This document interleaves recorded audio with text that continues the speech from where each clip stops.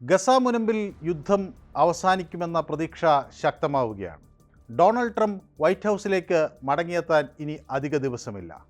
Trump white ഹൗസിലെത്തുന്നതിന് മുമ്പ് തന്നെ യുദ്ധം അവസാനിപ്പിക്കണം എന്ന ആവശ്യം അദ്ദേഹം മുന്നോട്ട് വെച്ചു കഴിഞ്ഞു. സ്വാഭാവികമായും അത് വലിയ മാറ്റങ്ങൾക്ക് വഴിവെക്കും എന്ന് ഉറപ്പാണ്. ഈ സാഹചര്യം എങ്ങനെ ഫലപ്രദമായി പ്രയോജനപ്പെടുത്താം എന്ന് ഉറ്റുനോക്കുകയാണ് ഇസ്രായേൽ പ്രധാനമന്ത്രി ബെന്യാമിൻ നെതന്യാഹു. ഈ ഘട്ടത്തിൽ അറബ് ലോകവുമായി ഒരു സാധാരണ ബന്ധം സ്ഥാപിക്കാൻ കഴിയുമോ എന്ന് അദ്ദേഹം ആലോചിക്കുകയാണ്. അതിനുള്ള പദ്ധതികൾ പുനരാരംഭിക്കുകയാണ്. ട്രംപ് ഭരണകൂടത്തിൻ്റെ ആദ്യകാലത്ത് ഇസ്രായേൽ ചില പദ്ധതികൾ ആസൂത്രണം ചെയ്തു.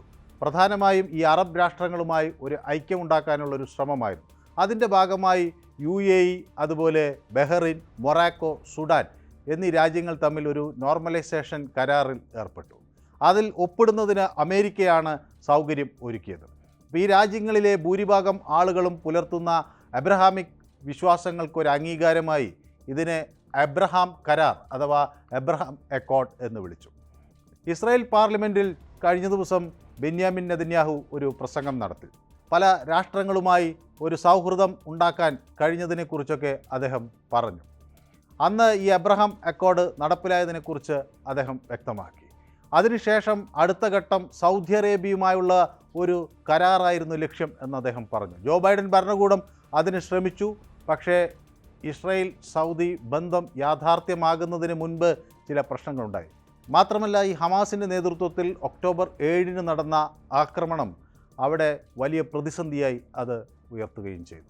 ഗസയിലെ യുദ്ധത്തിൻ്റെ പശ്ചാത്തലത്തിൽ അറബ് ലോകം പൊതുവെ ഇസ്രായേലിന് എതിരായി. അവിടുത്തെ പൊതുസമൂഹവും ഇസ്രായേലിനെ രൂക്ഷമായി വിമർശിക്കുന്ന ഒരു സാഹചര്യം ഉണ്ടായി.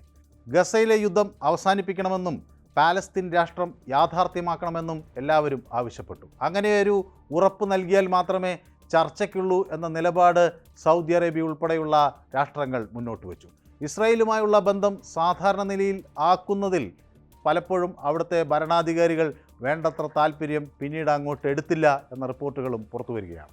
ഈ പശ്ചാത്തലത്തിലൊക്കെയാണ് കാര്യങ്ങളിലൊരു മാറ്റം വരുന്നത്. സൗദി അറേബ്യയുമായുള്ള ബന്ധം സാധാരണ നിലയിലാക്കാൻ കഴിയും എന്നാണ് ഇപ്പോൾ നെതന്യാഹു വിശ്വസിക്കുന്നത്.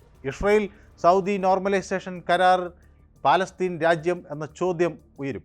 പക്ഷേ അതിനെ മറികടക്കാൻ കഴിയുമെന്ന് അദ്ദേഹം പറയുന്നു. കൂടുതൽ കരാറുകൾ ഉണ്ടാകുമെന്ന് ഞാൻ നിങ്ങളോട് പറയുന്നു എന്നാണ് അദ്ദേഹം പാർലമെൻറ്റിൽ പറഞ്ഞത്. അപ്പോൾ നോർമലൈസേഷൻ കരാറുകൾ ഉണ്ടായാൽ, ബന്ധം സാധാരണഗതിയിലേക്ക് മാറുന്ന തരത്തിലേക്കുള്ള കരാറുകൾ ഉണ്ടായാൽ അത് ഒരു ഗുണകരമായ കാര്യമാകും. അത് യാഥാർത്ഥ്യമാക്കുന്നതിനുള്ള കാര്യങ്ങൾ പുരോഗമിക്കുന്നു എന്നുകൂടി പറഞ്ഞു വയ്ക്കുകയാണ് നെതന്യാഹു. അബ്രഹാം അക്കോർഡിന് ശേഷം പിന്നീടുണ്ടായ പല ചർച്ചകളിലും പാലസ്തീൻ ഒരു പ്രധാന വിഷയമായി തുടരുകയാണ്. എന്നാൽ ഇപ്പോൾ അറബ് രാഷ്ട്രങ്ങളുടെ മനോഭാവത്തിൽ മാറ്റമുണ്ടായി എന്ന് ഇസ്രായേൽ കരുതുന്നു. സൗദി അറേബ്യയുടെ പേര് പരാമർശിക്കാതെയാണ് നെതന്യാഹു ഈ കാര്യം പറയുന്നത്. പാലസ്തീൻ പ്രശ്നം അന്ന് വലിയൊരു ബുദ്ധിമുട്ടായി ഇസ്രായേലിന് മുന്നിൽ നിന്നിരുന്നു. ഇപ്പോഴും അത് ബുദ്ധിമുട്ടുണ്ടാക്കുന്നില്ല എന്ന് താൻ പറയുന്നില്ല എന്ന് അദ്ദേഹം പറഞ്ഞു. എന്നാൽ പക്ഷേ അതിന് ഒരു മാറ്റമുണ്ട്. അറബ് രാജ്യങ്ങളിൽ ചെറിയ തോതിലുള്ള ഈ മാറ്റം വലിയ ഗുണകരമായ ഒരു സാഹചര്യത്തിലേക്ക് കാര്യങ്ങളെ കൊണ്ടെത്തിക്കുമെന്ന് അദ്ദേഹം പ്രതീക്ഷിക്കുന്നു. നെതന്യാഹു അത് പറയുകയും ചെയ്യുന്നു.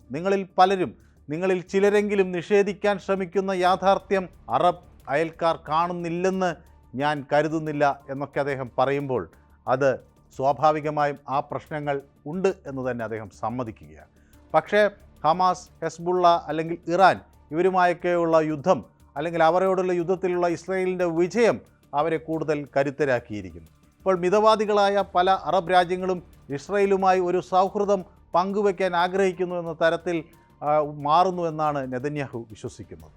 അപ്പോൾ പ്രാദേശികമായവരുടെ സുരക്ഷയും സ്ഥിരതയൊന്നും ഇസ്രായേൽ ബാധിക്കില്ല എന്ന് അവർക്ക് വിശ്വാസമുള്ള ഒരു സാഹചര്യം ഉണ്ടാക്കാൻ അവർ ആഗ്രഹിക്കുന്നു. അതുപോലെ തന്നെ ഇരു രാജ്യങ്ങളുടെയും പുരോഗതിക്ക് കൂട്ടായി നീങ്ങുമ്പോൾ അത് ഫലവത്തായി അത് പരിണമിക്കും എന്ന് വിശ്വസിക്കാൻ അവർ ആഗ്രഹിക്കുന്നു. അപ്പോൾ അങ്ങനെയുള്ളൊരു മാറ്റം അവിടെ അറബ് ലോകത്ത് ഉണ്ടാകുന്നു എന്നാണ് നെതന്യാഹു പറഞ്ഞു വയ്ക്കുന്നത്. ഈ ട്രംപ് ഭരണകൂടത്തെക്കുറിച്ച് കൂടി നെതന്യാഹു പറയുന്നുണ്ട്. വരാനിരിക്കുന്ന ട്രംപ് ഭരണകൂടത്തെക്കുറിച്ച് അമേരിക്കൻ സുഹൃത്തുക്കളുമായി ചേർന്ന് ഈ അവസരം നമുക്ക് പൂർണ്ണമായി പ്രയോജനപ്പെടുത്തണമെന്നാണ് അദ്ദേഹം പറയുന്നത്. അതിനായി താൻ ആഗ്രഹിക്കുന്നു.